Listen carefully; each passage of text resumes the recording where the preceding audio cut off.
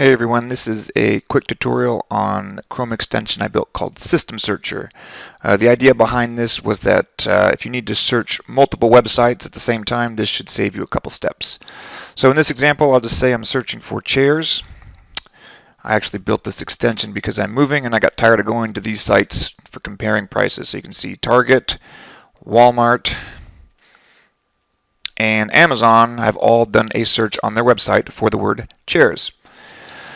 To change what sites are being searched, you can right-click on the extension and go to Options.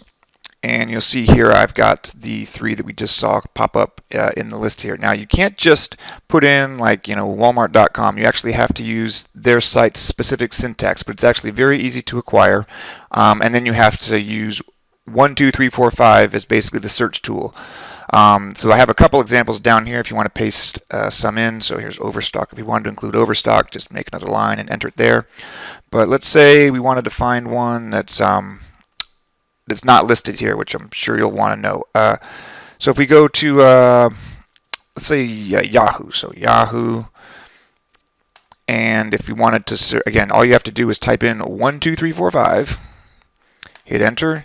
And you should be able to just copy the full URL here and then paste that into your browser here. It may have some stuff that isn't necessary, but it won't hurt anything. So if you just hit update list, and now let's do another search again. And this time we should see Yahoo come up. Let's say Star Wars.